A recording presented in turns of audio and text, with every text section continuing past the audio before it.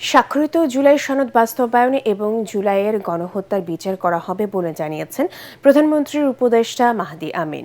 রাজধানীর বিয়াম ফাউন্ডেশনে এক অনুষ্ঠানে তিনি আরও বলেন, জুলাই শহীদদের আত্মত্যাগ এবং তাদের পরিবারের প্রত্যাশা অনুযায়ী একটি ন্যায়ভিত্তিক রাষ্ট্র গঠনে সরকার প্রতিশ্রুতিবদ্ধ। এ সময় অন্তর্বর্তী সরকারের সাবেক উপদেষ্টা মোস্তফা সরওয়ার ফারুকী বলেন, জুলাই আন্দোলনের বিরুদ্ধে যারা ন্যারেটিভ তৈরি করছে তাদের বিরুদ্ধে সোচ্চার হতে হবে। বিস্তারিত জানাচ্ছেন ইয়াসিন রানা।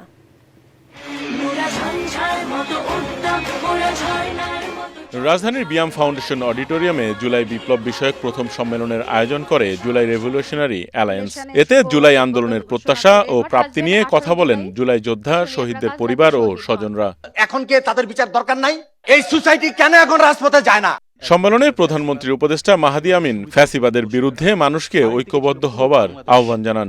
আমরা এমন একটা বাংলাদেশ তখন দেখেছিলাম যেখানে ডানপন্থী, বামপন্থী, মধ্যমপন্থী, ইসলামপন্থী বলে কারো কোনো পরিচয় ছিল না। সবার পরিচয় ছিল আমরা বাংলাদেশপন্থী। এ সময় জুলাই যোদ্ধা, আহত ও শহীদ পরিবারের সদস্যদের তোপের মুখে পড়েন প্রধানমন্ত্রীর এই উপদেষ্টা। আপনারা বসুন সবাই প্লিজ। আমাদের প্রধানমন্ত্রীর উপদেষ্টা আপনাদের জন্যই কাজ করেন এবং তার হয়ে আপনাদের এখানে এসেছেন।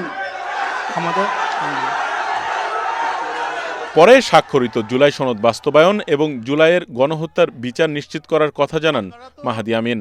প্রিয় ভাই বোনেরা, আপনারা যারা শহীদ পরিবারের রয়েছেন, আপনারা যারা আহত রয়েছেন, আপনারা তো আমাদেরই ভাই।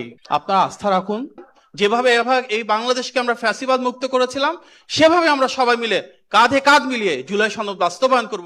সম্মেলনের আরেকটি সেশনে কথা বলেন অন্তর্বর্তী সরকারের সাবেক উপদেষ্টা মোস্তফা সরওয়ার ফারুকী ও সাবেক প্রেস সচিব শফিকুল আলম।